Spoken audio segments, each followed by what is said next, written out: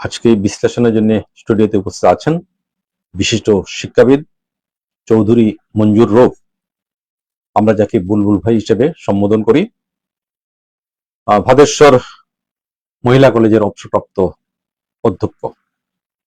অনুষ্ঠানটি পরিকল্পনায় আছেন শেখ নুরুল ইসলাম, আর পরিবেশিত হচ্ছে অনিক পাবলিকেশন, 38/2, তাজমহল মার্কেট, বাংলা বাজার, ঢাকা, তাদের সৌজন্যে।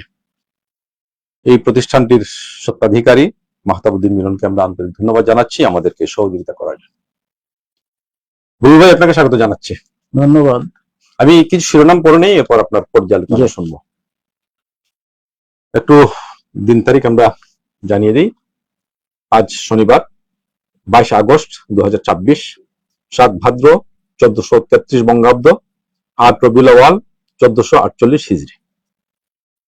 স্বাভাবিকভাবে আজকে সব পত্রিকারই প্রধান খবর মহামান্য রাষ্ট্রপতির শপথ গ্রহণ। আমরা একজন নতুন রাষ্ট্রপতি পেয়েছি, রাষ্ট্রপতি রাষ্ট্রের অভিভাবক মির্জা ফখরুল ইসলাম আলমগীর। রাষ্ট্রপতির শপথ নিলেন মির্জা ফখরুল, কাল উঠবেন বঙ্গভবনে। নতুন 4 মন্ত্রী, 2 প্রতিমন্ত্রীর শপথ, মন্ত্রিসভার সদস্য বেড়ে 52। গ্যাস বিদ্যুৎ সংকট ঝুঁকি বাড়াচ্ছে উৎপাদন ও রপ্তানি খাতের। এলএনজি সরবরাহে সাময়িক বিঘ্নের সঙ্গে দীর্ঘদিনের ঘাটতি, কমেছে কারখানার উৎপাদন। তারেক রহমানের সফর নিয়ে বিবৃতি, 1 ঘন্টার মধ্যে প্রত্যাহার ভারতের। প্রধানমন্ত্রীর দিল্লি সফর নিয়ে চূড়ান্ত সিদ্ধান্ত হয়নি, প্রেস সচিব। সীতাকুণ্ডে শিপইয়ার্ডে 10 শ্রমিকের মৃত্যু, ট্যাঙ্কে মিলেছে বিষাক্ত হাইড্রোজেন সালফাইড। প্রাথমিকের কোটি শিক্ষার্থী বইয়ের সঙ্গে বিনামূল্যে স্কুল ড্রেস, জুতা ও ব্যাগ পাবে। চলতি মাসে উদ্বোধন করবেন প্রধানমন্ত্রী। পাইলট প্রকল্প হিসেবে প্রথম ধাপে প্রতিটি উপজেলার 1টি করে প্রাথমিক বিদ্যালয়ের শিক্ষার্থী দেওয়া হবে। প্রস্তুত 6 লক্ষাধিক ড্রেস। ট্রান্সফ্যাটে বাড়ছে অসংক্রামক রোগ, জনস্বাস্থ্যের জন্য ক্ষতিকর এই চর্বি সংমিশ্রণে খাদ্য সামগ্রী উৎপাদন ও বাজারজাত বন্ধের তাগিদ বিশেষজ্ঞদের। ইত্তেফাকের শেষ পৃষ্ঠার শিরোনাম, প্রধানমন্ত্রী ভারত সফরে যেতেই পারেন, তবে সেটা হতে হবে সমমর্যাদা। ডাক্তার শফিকুর রহমান, বিরোধী দলীয় নেতা। রাষ্ট্রপতি মির্জা ফখরুলকে ভারত ও পাকিস্তানের প্রেসিডেন্টের অভিনন্দন। প্রয়োজন হলে আরো 100 বার ইরানে হামলা করতাম ট্রাম্প। যুক্তরাষ্ট্রের অর্থনৈতিক নিষেধাজ্ঞা সংকটের সমাধান নয় চীন। ডিএসসির শীর্ষ কর্মকর্তাদের শেয়ার লেনদেন ও নিয়োগে তদন্তের নির্দেশ। ময়মনসিংহের শিল্প কারখানায় উৎপাদন অর্ধেক নেমেছে। গ্যাসের স্বল্প চাপ এবং বিদ্যুতের তীব্র লোডশেডিং। পে স্কেলের গেজেট প্রকাশের দাবিতে সরকারি কর্মচারীদের আলটিমেটাম। কর্মসূচি, চুরি করতে দেখে ফেলা 3 জনকে খুন করেন আদালতের স্বীকারোক্তি আসামির। সিলেটের ঘটনার পরিপ্রেক্ষিতে গুলিস্তানে চাঁদার চাপ, নীরব জিম্মি দশায় হাজারো ব্যবসায়ী। নেপথ্যে কথিত দরবেশ চক্র। ভুক্তভোগীদের দাবি প্রতি মার্কেটে স্থাপন করা হোক অভিযোগ বাক্স। বাংলাদেশের ইতিহাসে শিক্ষা খাতে এত বড় বাজেট আগে কখনো হয়নি। হারানো বনবৈভব ভাদ্রা। সিলেটের মোগলা বাজারে মাজার দোকান কোটার নিয়ন্ত্রণ ও দান বক্সের বাক্স নিয়ে টাকা নিয়ে 2 পক্ষের সংঘর্ষ, অথচ আহত 40। বলবো ভাই, আমরা কিছু শিরোনাম পড়লাম, তো শুনি আপনি কোন খবরটিকে কিভাবে দেখছেন? মহামান্য রাষ্ট্রপতির শপথ। জি, ধন্যবাদ আলাজার ভাই। জি, যেটা বলেছেন আপনি সেটাই, যে রাষ্ট্রপতি 23তম রাষ্ট্রপতি হিসেবে বাংলাদেশের জনাব মির্জা ফখরুল ইসলাম আলমগীর সাহেব গতকাল শপথ নিয়েছেন। আমরা বাংলাদেশের রাষ্ট্রপতি হিসেবে ওনাকে আমরা শুভেচ্ছা, অভিনন্দন জানাচ্ছি, যেহেতু উনি রাষ্ট্রপতি এবং বাংলাদেশের আমাদের অভিভাবক। তো আমরা যে রাষ্ট্রপতি দল নিরপেক্ষ এবং উনি অত্যন্ত সজ্জন ব্যক্তি। ওনার রাজনৈতিক জীবনে আমরা দেখে আসছি বর্ণাঢ্য রাজনৈতিক জীবন, অত্যন্ত অমায়িক রাজনৈতিক পরিবার এবং পরিচ্ছন্ন রাজনৈতিক একজন নেতা ছিলেন। তো ওনাকে আমরা রাষ্ট্রপতি হিসাবে পেয়ে গর্বিত এবং আশা করব যে রাষ্ট্রপতির যে দল নিরপেক্ষ যে ভূমিকা সেগুলো উনি পালন করে যাবেন এবং বাংলাদেশকে উনি একটা সমৃদ্ধির দিকে নিয়ে যাবেন এবং দল মত নির্বিশেষে উনি বাংলাদেশের রাষ্ট্রপতি হিসাবে, কোন দলের রাষ্ট্রপতি হিসাবে যাতে ওনার ভূমিকা রাখেন সে আশাবাদ আমরা ব্যক্ত করছি, এবং ওনাকে আবারও বাংলাদেশের রাষ্ট্রপতি হিসাবে পেয়ে আমরা গর্বিত। নতুন 4 মন্ত্রী 2 প্রতিমন্ত্রীর শপথ গ্রহণ, 52তে সংখ্যা দাঁড়িয়েছে। এখানে সরকার বলতে আমরা পলিটিক্যাল, যেটা আমরা বিএনপি সরকার গঠন করেছে। এখন কলেবর বৃদ্ধি শুধু, এখানে যে মন্ত্রিসভার সদস্য বাড়লেই যে আমাদের একটা উন্নয়ন হবে বা বিভিন্ন কাঠামো দাঁড় করাতে পারবে, আমার মনে হচ্ছে যে নতুন সরকারে এসে আমাদের মাননীয় প্রধানমন্ত্রী ওনার বিবেচনায় যে প্রত্যেকটা সেক্টরে যাতে দক্ষ লোক রাখা যায়, ওনার ভিশন যেটা, সেটাই হয়তো পারপাস সার্ভ করার জন্য উনি 6 মাস পরেই উনি মন্ত্রিসভার কলেবর বৃদ্ধি করেছেন এবং পুনর্বন্টন করেছেন মন্ত্রী। তো আমি যেটা ব্যক্তিগতভাবে আমি মনে করি যে লোক মন্ত্রিসভার আকার বৃদ্ধি না করে সংখ্যার চেয়ে দক্ষতা, সংখ্যার থেকে দক্ষতা বড়, এবং এটা কিন্তু আমরা সব সময় দেখে আসছি। এর আগের যেগুলো সরকার ছিল সবগুলোতেই দেখা যাচ্ছে সংখ্যাধিক্য মন্ত্রী সবার কলেবর অত্যন্ত বেশি। এটা আমরা সাধারণ জনগণের চোখে আমাদেরকে একটু মনে হয় যে এদের পিছনে তো অনেক অর্থ করেই যাবে, অনেক বেতন যাবে বা যেটা আগের এবং এখনকার। তবে সর্বোপরি যে আমি যেটা আলাজেদ ভাই আপনাকে বলছি, যদি প্রয়োজন মনে করে, নেসেসিটি নোস নো বন্ডস, আমার মনে হয় যে প্রয়োজন কোনো ইয়ে করে না। এখন হয়তো উনি অন টেস্টের উপর রেখেছেন মন্ত্রিসভাটা, কলেবরটা বৃদ্ধি করছে, পরবর্তীতে হয়তো এটা উনি 6 মাস দেখে বা 180 দিন দেখে দেখে এটা করবে। সবাই সেটা যাই হোক, আমাদের স্বার্থে, জনগণের স্বার্থে এটাকে আমিও স্বাগত জানাচ্ছি। তবে এরপরে স্টেপে যদি মন্ত্রিসভার সংখ্যা আর না বৃদ্ধি পায়, সে বিষয়টা বিবেচনার জন্য আমি সংশ্লিষ্ট প্রধানমন্ত্রী সবাইকে আমি আহ্বান জানাচ্ছি। আমরা আরেকটা ব্যাপার লক্ষ্য করছি যে অনেক উপদেষ্টা আছেন, মন্ত্রী পরও উপদেষ্টা আছেন, তারাও কেউ মন্ত্রীর পদমর্যাদায় আছেন, কেউ প্রতিমন্ত্রীর পদমর্যাদায় আছেন। এত উপদেষ্টা রাখার কি প্রয়োজন ছিল? এটা আসলে আমরা পিছন দিকে সব দিকেই আমরা এক্সাম্পল হিসাবে দেখি। বিগত সরকার আমলেও কিন্তু প্রত্যেকটা বিষয়ক একজন উপদেষ্টা ছিলেন, উপদেষ্টা পরিষদ ছিল। কিন্তু এখানে আপনি লক্ষ্য করবেন যে গতকাল যে একটা পরিবর্তন হয়েছে, সেটা হলো যে পররাষ্ট্র বিষয়ক উপদেষ্টা আমাদের সিলেটের ছেলে, সিলেটের লোক, ওনাকে কিন্তু প্রতিমন্ত্রী মর্যাদা দেওয়া হয়েছে। মর্যাদায় ছিলেন, কিন্তু আগে ছিলেন উপদেষ্টা, এখন প্রতিমন্ত্রী হিসাবে আসছেন। আরেকজন প্রতিমন্ত্রীকে মন্ত্রী করা হয়েছে। এখন আমরা যেটা বলি যে সেটা হলো যে খোল নলচা পাল্টিয়ে একই নামে যদি একই জিনিস কাজ করে, একই পদ্ধতি থাকে, একই সিস্টেম থাকে, একই ভিশন থাকে, তাহলে এত পরিবর্তনের প্রয়োজন আমি মনে করি না। কারণ একটা পররাষ্ট্র মন্ত্রণালয়ে একটা পূর্ণমন্ত্রী এবং প্রতিমন্ত্রী অলরেডি আছেন। তার উপরে হুমায়ুন কবির সাহেব, উনি পররাষ্ট্র উপদেষ্টা ছিলেন, ভালোই ছিলেন, ওনাকে প্রতিমন্ত্রী মর্যাদাই ছিলেন, কিন্তু এখন পুরোপুরি প্রতিমন্ত্রী হিসাবে দেওয়া হয়েছে। গ্যাস বিদ্যুৎ সংকট ঝুঁকি বাড়াচ্ছে উৎপাদন ও রপ্তানি খাতের, কেমন দেখছেন? এটা আমি অত্যন্ত একটা স্পর্শকাতর বিষয়, কারণ গ্যাস এবং বিদ্যুৎ সংকট উৎপাদন এবং রপ্তানি খাতের, আপনি জানেন যে বাংলাদেশের শিল্প কারখানাগুলো, উৎপাদনশীল যেসব কারখানা, বিশেষ করে রপ্তানিমুখী যেগুলো সেক্টর আছে, প্রত্যেকটাই কিন্তু গ্যাসের উপর ডিপেন্ড করছে, বিদ্যুতের উপর।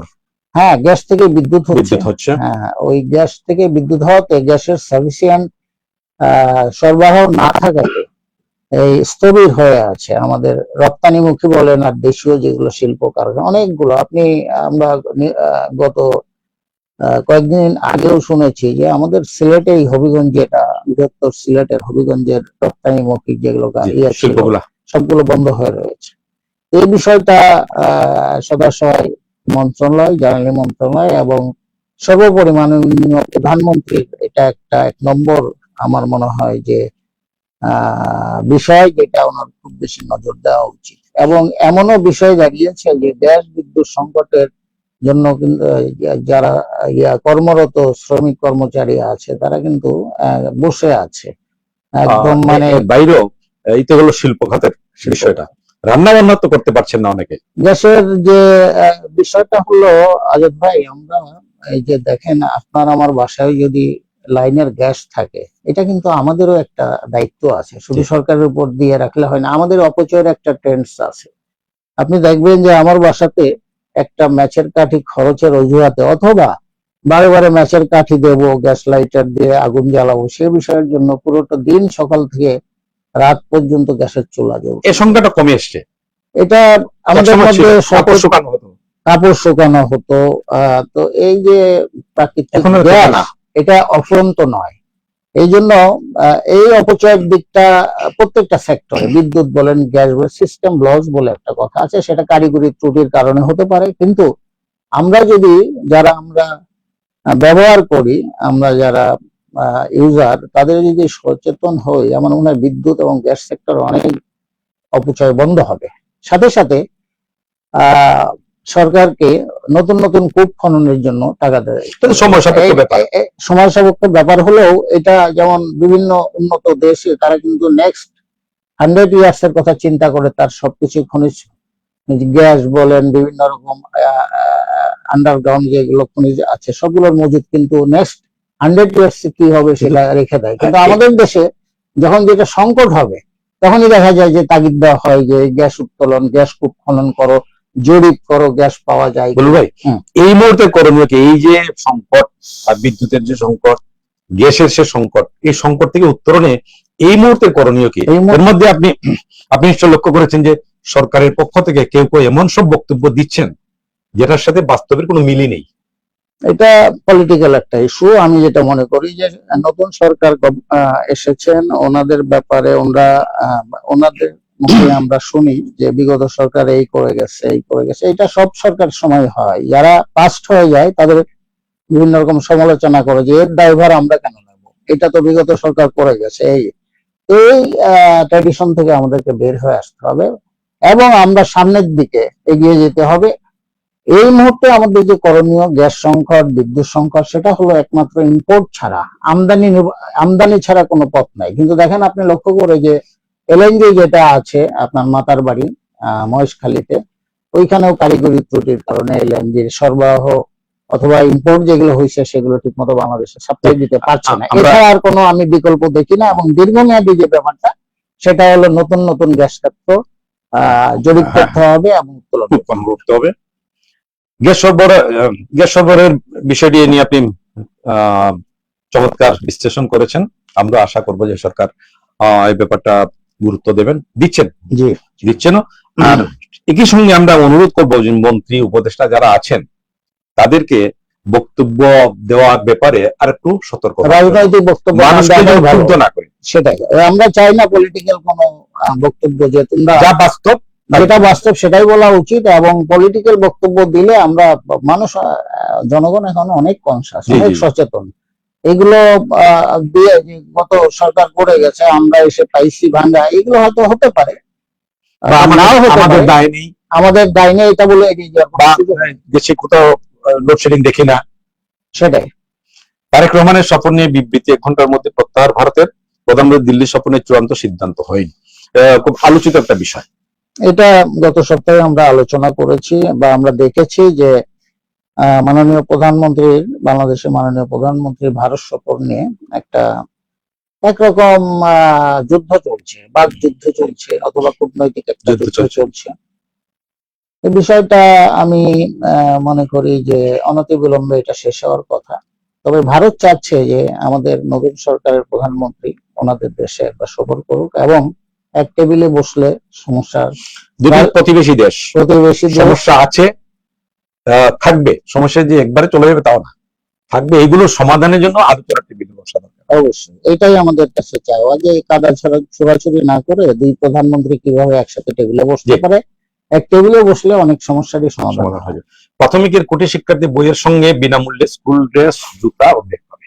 এটা ভালো উদ্যোগ, উত্তম, এবং আমি মনে করি যে প্রশংসার যোগ্য একটা উদ্যোগ, যে আপনার প্রাথমিকে কোটি শিক্ষার্থীর বইয়ের সাথে সাথে তারা স্কুলের ড্রেস এবং জুতা এবং ব্যাগ পাবে।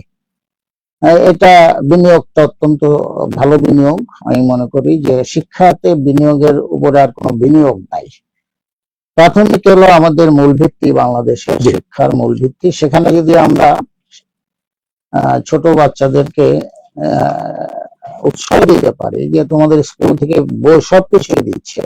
আগে যেখানে জুতা, ড্রেস, ব্যাগ তোমাদের গার্ডিয়ান কিনে দিত, বাবা মা কিনে দিত, সেখানে তোমরা সরকার থেকে পাচ্ছ। এটা তারা তাদের জন্য একটা উৎসাহ ব্যঞ্জক একটা বিষয়, এবং আমি মনে করি শিক্ষা বান্ধব একটা উদ্যোগ।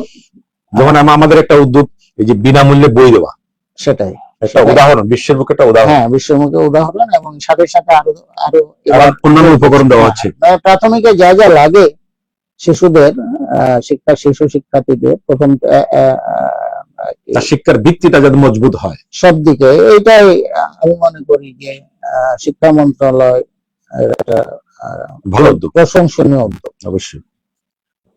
সিলেটে একটি খবর আছে ইত্তেফাকে, সিলেটের মোগলা বাজারে মাজার দোকানপাটের নিয়ন্ত্রণ ও দান বাক্সের টাকা নিয়ে দুই পক্ষের সংঘর্ষ, 25 ও আহত 40। ভাই আলাজাদ ভাইয়া, এই বিষয়টা কিন্তু আরেকটা বিষয় টেনে আনে, সেটা হলো আমাদের সিলেটের হযরত শাহজালাল মাজার শরীফের দান বাক্স নিয়ে আমরা বিগত দিনগুলোতে দেখে আসছি যে যে যাদের মাজার ব্যবস্থাপনা যারা দায়িত্বে ছিলেন খাদেম, তাদের থেকে প্রশাসনে বলা যায় যে একটা জবাবদিহিতামূলক একটা বিষয় ছিল। সেই বিষয়ের কারণে ওইটা প্রশাসনের হস্তক্ষেপে নিজেদের কাছে নিয়ে আসা এবং খাদেমদের থেকে ওইটার যে ডিটেলস, যে দান বাক্সতে যেগুলো টাকা পয়সা হতো, এটা প্রশাসন একক কর্তৃত্ব ভেঙে দিয়ে যৌথ এবং সরকারি ব্যবস্থাপনায় জবাবদিহিতামূলক একটা বিষয় এসেছে। আমি আমার ব্যক্তিগতভাবে মনে করি একটা ভালো উদ্যোগ, যদিও অনেক সমালোচনা আছে, আলোচনা আছে, তাহলেও মনে করি অনেক বিরোধিতা হয়।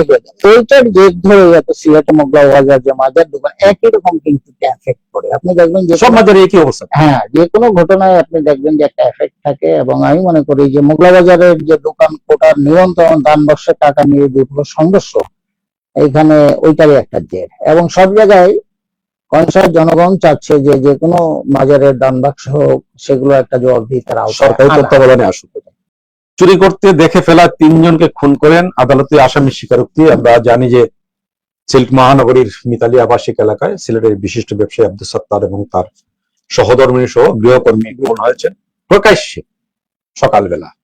এটা প্রকাশ্যে আমরা বলতে পারি, তাদের চিৎকারও শোনা গেছে। প্রথমে পুলিশ যাকে গ্রেপ্তার করেছিল তার মুখ থেকে যে বক্তব্যটা এসেছিল, সে একটা সম্পর্কের, গৃহকর্মীর সাথে তার সম্পর্কের জের ধরে সে খুনটা করেছে। এখন আদালতে স্বীকারোক্তি দিয়েছে চুরি করতে দেখে। প্রশ্ন দাঁড়াচ্ছে যে সকালবেলা চুরি করতে যায় কিভাবে, যাওয়ার কোনো সুযোগ আছে বা সম্ভাবনা আছে কিনা? এটা আসলে বেশ কয়েকদিন আগে ঘটনা, যেটা অত্যন্ত নৃশংস ঘটনা। আমরা ঘটনার তীব্র নিন্দা জানাই এবং এটা সুষ্ঠু বিচার আশা করি।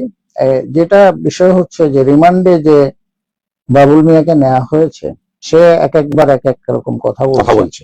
সে উপস্থিত যখন তাকে ধরা হয়েছিল তখন সে বলেছে যে আপনি যেটা সম্পর্কের কথা বললেন, এখন আবার বলছে চুরি করতে গিয়ে। তো এটার ব্যাপারে যেহেতু ইসের ব্যাপার, থানা পুলিশের ব্যাপার একটা আছে, প্রশাসনের একটা আদালতের ব্যাপার আছে, এটা ওদের উপরেই ছেড়ে দেওয়া উচিত আমি মনে করি। আমাদের এখনো মানে সিদ্ধান্তে আমাদের কোনো যাওয়ারও সুযোগ নেই।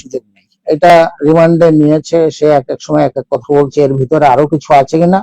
তো যাই হোক, এটার সুষ্ঠু বিচার তদন্ত হওয়া উচিত এবং যারা দোষী তাদের দৃষ্টান্তমূলক শাস্তি। এখানে আরেকটা বিষয় আছে, যে মামলাটা হয়েছে সে মামলায় কিন্তু বাবুলের প্রসঙ্গটা একেবারেই নেই।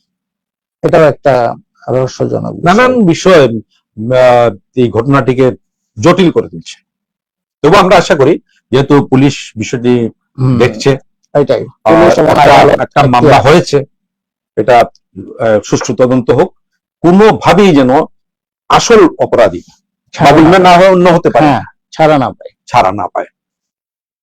স্কেলের ব্যাপারে কি মনে হচ্ছে?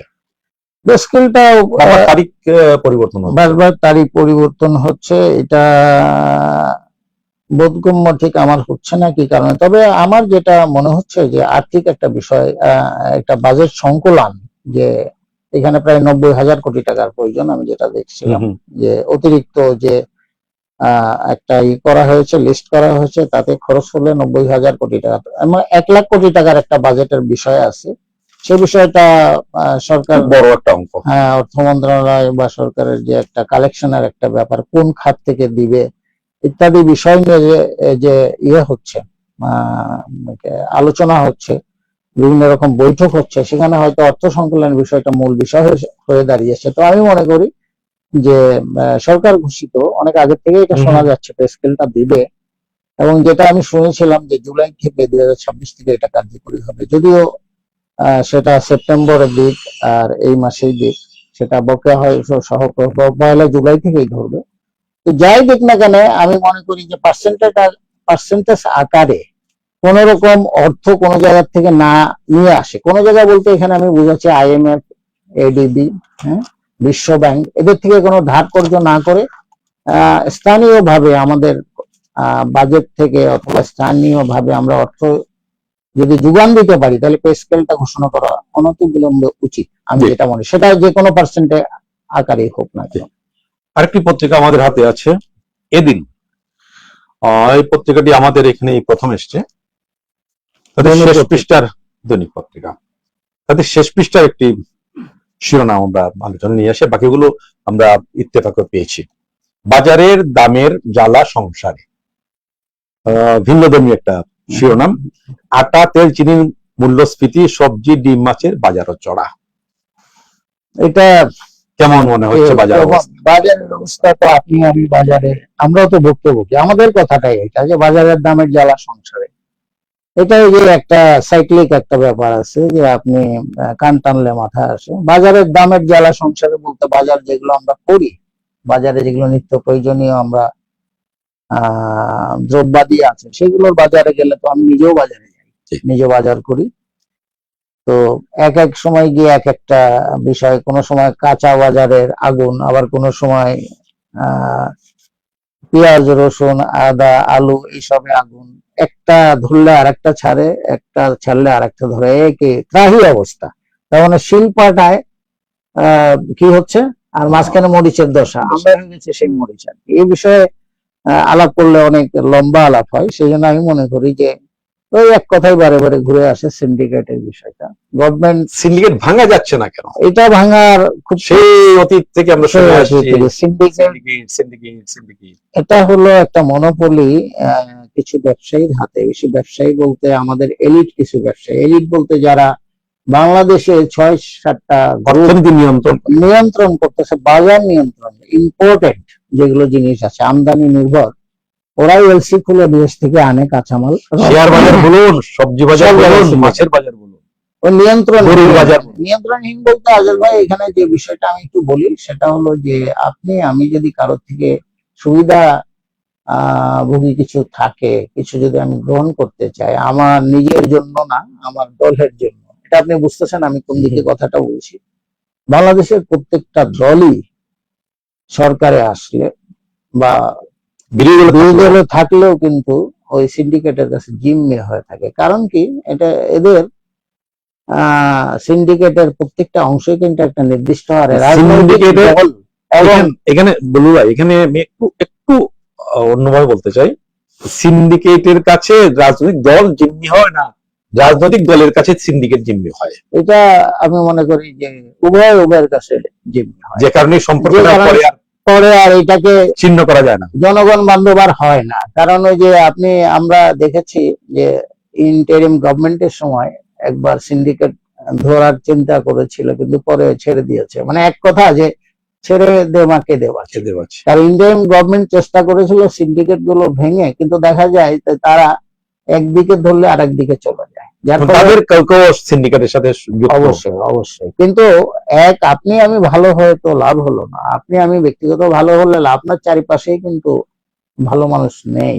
সম্পর্কটা এমনই যে কেউ কাউকে ছাড়তে পারে না। সেটাই। আর হলো লোভে একটা বিষয়, এটা লোভ করলে, অর্থের লোভ একটা মানুষকে অনেক কিছু খেয়ে ফেলে, মানুষের চরিত্র খেয়ে ফেলে, মানুষের পরিবার, অর্থই তো অনর্থের মূল।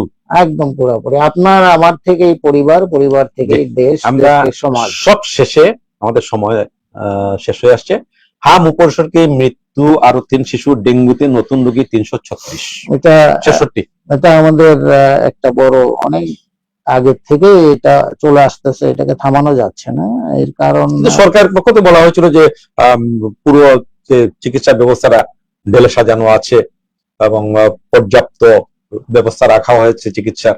ওই যে একই অবস্থা আমি যেটা বলছিলাম, যে বিগত সরকারের সব বিষয়ে, স্বাস্থ্য বিষয়ে, এই বিষয়ে আমরা স্বাস্থ্য মন্ত্রণালয় থেকে যে বক্তব্য পেয়েছি সেটা হলো যে বিগত সরকার সঠিক সময়ে তাদেরকে টিকা টিকা ব্যবস্থা করে দেয়নি, বা টিকা ছিল তাদের না বলা সত্ত্বেও। বলা সত্ত্বেও দেয়া হয়নি। এটা সত্যতা কতটুকু আমি ঠিক বলতে পারছি না। প্রকাশ্যে তবে যাই হোক, আমার মনে হয় যে জনগণ শিশুদেরকে নিয়ে বা এটা একটা গ্যামলিং খেলাটা ঠিক না, কারণ আমাদের সামনে আমাদের কচি শিশুগুলো ঝরে যাচ্ছে, মৃত্যুর কোলে মৃত্যুর ঢলে পড়ছে। পড়ছে। এই অবস্থাটা এখনই বন্ধ করা উচিত, সে এর মধ্যে যেভাবেই হোক না। ডেঙ্গু চলে এসেছে। এর মধ্যে আবার সিজনাল যেটা ডেঙ্গু হয় আমাদের প্রত্যেক বছর, এই সিজনাল ডেঙ্গুটা আবার নতুন করে এটা আবার শুরু হয়েছে। এই বিষয়ে স্বাস্থ্য মন্ত্রণালয় এবং সংশ্লিষ্ট সরকারের আশু দৃষ্টি কামনা করছি। আমরা যে এ ব্যাপারে আমাদের স্বাস্থ্য মন্ত্রণালয়, দেশের বিশেষজ্ঞ চিকিৎসক যারা, তাদেরকে নিয়ে আহ, একটা হয়তো তারা যদি তাদেরকে নিয়ে বসে বা তাদের সাথে পরামর্শ করে তাদের পরামর্শ অনুযায়ী ব্যবস্থা নেয়, তাহলে হয়তো হয়তো একটা ফল আসতে পারে। কারণ সরকার যে ব্যবস্থার কথা বলেছে সেই ব্যবস্থা তো মৃত্যু রোধ করা যাচ্ছে না, কমানো যাচ্ছে না। এটাই এখন যারা বিশেষজ্ঞ আছেন এইসব এই বিষয়ে, তাদেরকে নিয়ে আরো আগেই বসা উচিত ছিল। যাই হোক, এখনো বসার সুযোগ আছে। এই মৃত্যু রোধ করতে হলে অবশ্যই বিশেষজ্ঞ চিকিৎসক আজকের না, ভবিষ্যতের ব্যাপার আছে। বিশেষজ্ঞ চিকিৎসকের সমন্বয়ে একটা খুব জরুরি বৈঠক করে এটার আশু সমাধান প্রয়োজন। যে আমরা এই প্রত্যাশা রেখেই অনুষ্ঠান শেষ করতে চাই। বুলবুল ভাই, আপনাকে অনেক অনেক ধন্যবাদ আমাদেরকে সময় দেওয়ার জন্য। ঠিক একইভাবে আমরা ধন্যবাদ জানাচ্ছি আমাদের দর্শকদেরকে, তারাও আমাদের সঙ্গে আছেন এতক্ষণ ধরে। ঠিক একইভাবে আমরা ধন্যবাদ জানাতে চাই অনেক পাবলিকেশনকে, তারা আমাদের এই অনুষ্ঠান সম্প্রচারে সহযোগিতা করেছেন। প্রিয় দর্শক, আমাদেরকে এখানেই বিদায় নিতে হচ্ছে। আপনারা ভালো থাকুন, সুস্থ থাকুন।